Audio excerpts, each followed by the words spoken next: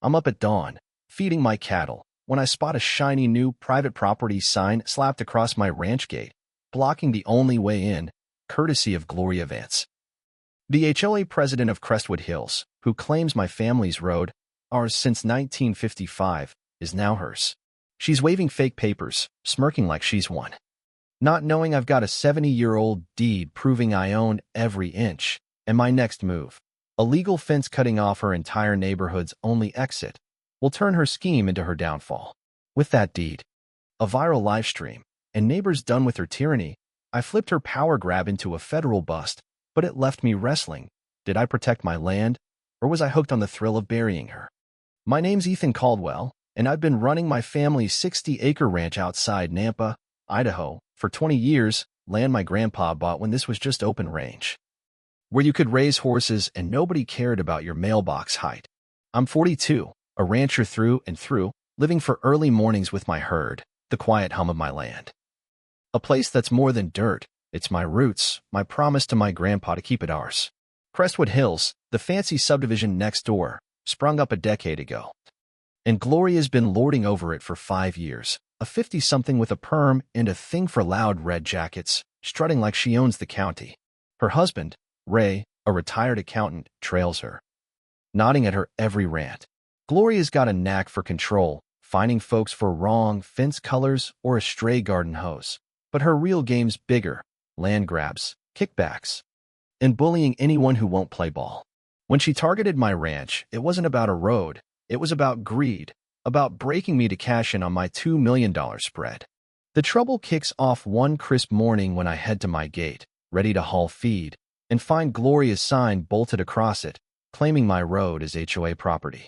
I'm stunned, staring at my family's entrance, where my dad taught me to ride, where Grandpa showed me our boundaries, now blocked by her smug declaration.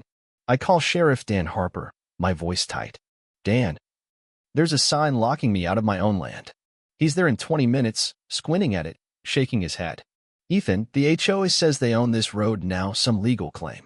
Gloria rolls up in her gleaming SUV, red jacket blazing, waving papers like a courtroom prop. Mr. Caldwell, she purrs, all fake charm. Per Section 14.2 of our covenants, we control shared roads. You never joined the HOA, so it's ours by adverse possession. I'm boiling, but I keep it cool. This is my land since '55. Show me your deed. She smirks. We've used it for 12 years. Law's on our side. My neighbor, Luke Harper, a former tech guy turned food vlogger, starts live streaming, his phone catching every word. Folks, HOA Karen's trying to steal Ethan's ranch road. Chat's going wild. Luke's feed explodes, thousands tuning in, and Gloria's face sours. Turn that off, she snaps, but Luke laughs. It's a public road. Or, wait, Ethan's private one, so you're the trespasser. The crowd grows, neighbors filming, comments flooding Luke's stream, and Gloria's cool cracks. Her paper's shaking as she doubles down. We have documentation, she insists, but I'm already thinking of Grandpa's safe, where our deeds locked tight. 3 months back, Gloria came sniffing around, sipping overpriced coffee, eyeing my fields. Ethan, this place is so rustic. I'll offer $350,000. Think of the estates we could build. I shut her down, land's worth millions, and she left with a cold. Things get messy if you don't cooperate. Now I'm hauling 50-pound feed bags 200 yards by hand, sweating and cursing, blocked from my own gate, her threat ringing in my ears. Luke pulls me aside. I sharp. Check your deed, man, now. I dig out the 1955 survey, yellowed but clear, tracing the lines Grandpa made me memorize as a kid. This is our freedom, he'd said, his voice steady. Promise you'll guard it. My hands shake, not with fear, but fury, as I realize I don't just own the gate, but the whole 300-meter road Crestwood's 45 families use. Every car's been trespassing on my land for years, and Gloria's about to learn she picked the wrong fight.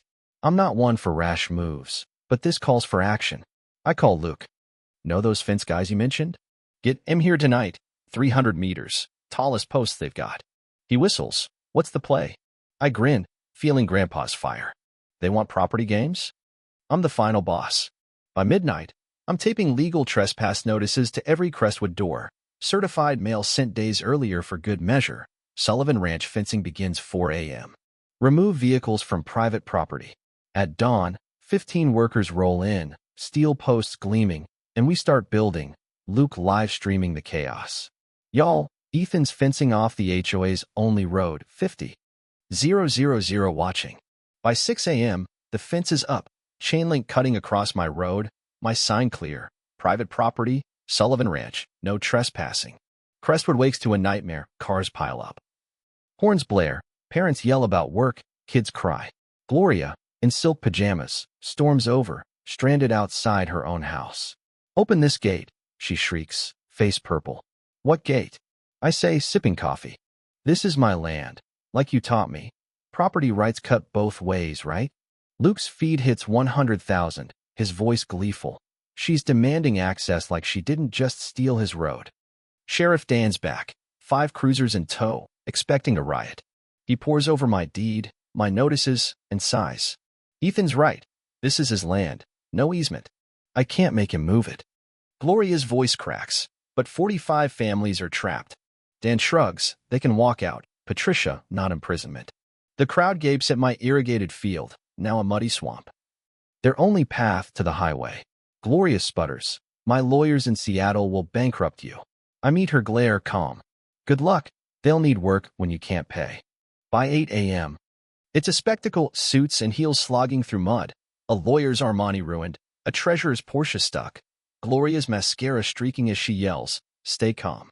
Luke's commentary's gold. Welcome to the Mud Walk Marathon, folks, better than reality TV. News vans arrive, Crestwood mud crisis trending, and I'm steady, knowing my deed's ironclad. But Gloria's not done. She's about to cross a line that'll bury her. Day 2, she escalates, hiring contractors to cut my fence, but they back off when I flash my deed and mention lawsuits. A lawyer neighbor, Tom Ellis, tries claiming the fence is a hazard, but Dan shuts it down. It's legal, Tom. Try again. They pool cash for a new road. But the crew laughs. Rock cliffs and wetlands make it a $2 million pipe dream. The mud walks turn neighbors against Gloria, their chorus now. This is your fault. That night, I hear machinery and spot her directing an excavator to dig a bypass on my land. Luke's streaming. She's bulldozing Ethan's field. Old Mrs. Clara Evans, 85, shouts, stop. That's the old Union Soldier Cemetery. The crew halts, spotting a weathered 1862 gravestone, and bolts, spooked. I'm sipping coffee, stunned. Grandpa told tales of a battlefield, but I never knew. Karma's got timing, I tell Luke, who's grinning. Chat's calling her graveyard Gloria now. The real blow lands at 3 a.m. when I find my cattle moaning. My well's water black with septic waste, 200 gallons dumped, a note taunting, oops, septic truck error. Remove the fence, or your well's done. My herd's parched, a calf staggers. And something snaps, not just anger, but a cold resolve to end this. I call Luke, voice low, kill the stream, what's next isn't for viewers.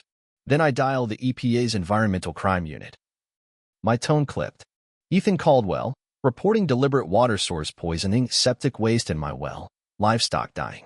David Carter, a quiet HOA board member, sends me footage, Gloria, clear as day. Paying a driver $6,000 to dump the waste. I'm shaking, not with fear, but with the weight of what's coming. She's not just a bully, she's a criminal, and I've got her nailed. The EPA doesn't mess around. By noon, hazmat teams swarm my well, testing samples. Their lead, Agent Walsh, grim. This isn't a dispute, it's a federal crime, agricultural terrorism. David hands over his SD card, the video sealing Gloria's fate. Agents arrest her in front of Crestwood, her red jacket crumpled, hair a mess, as she stumbles, cuffed, yelling. It's a setup. Luke's back online, Toxic Queen's doing the perp walk. Federal charges, y'all. The neighborhood splits, newcomers defend Gloria, claiming she's framed, but old-timers like Robert Lane. Fined for his kid's chalk art. Cheer, she's had this coming. The mud walks continue, tensions flaring, pink shirts for Gloria, brown for me. Luke dubbing it Crestwood Civil War. His stream hitting 1 million views. Gloria's out on bail, unbowed, hiring a mariachi band to blare at my ranch at 6 a.m., so I counter with speakers blasting cow moose and Luke snark at 3 a.m. She rants over the HOA's PA, Ethan's a terrible neighbor. I fire back, looping, lost her shoes in the mud. Gloria? Residents beg for peace, sleep-deprived, and 5 families, led by Barbara Klein. A doctor fed up with ruined heels offer a deal, $1,000 monthly per household for road access. I lean in, or Gloria resigns, and it's $100 a month, your call. The seeds planted, rebellion brewing. At an HOA crisis meeting, Gloria's desperate. If I go, who'll fight Ethan? But David stands, voice steady. We don't need an HOA. Just neighbors, not tyrants. The vote's tight, 22 to oust her. 23 to keep, but David's been recording, slipping me a USB of Gloria's emails. Break Caldwell, buy his land at 30%, $50 million profit. The emails are dynamite. Gloria's plot with Crestwood Plaza LLC to tank values, force sales, and cash in, targeting all 45 homes. I'm reading them, heart racing, when FBI sirens wail. Agent Torres steps out. We need to talk about Gloria and Commissioner Lyle. They wire me to meet Lyle, who's cocky, offering $600,000 to sell. I've done this in 4 neighborhoods, he brags. Showing photos, a Bentley, a yacht, all funded by scams like Gloria's. Poison wells tank values. Smart, right? The FBI swoops, cuffing him mid-sentence. Luke filming. Boss down. Justice wins. Gloria flips in court, her testimony exposing Lyle's network, leading to 30 arrests, $18 million in fraud uncovered. Her mansion's auctioned. I buy it for $1, turning it into Feather Haven.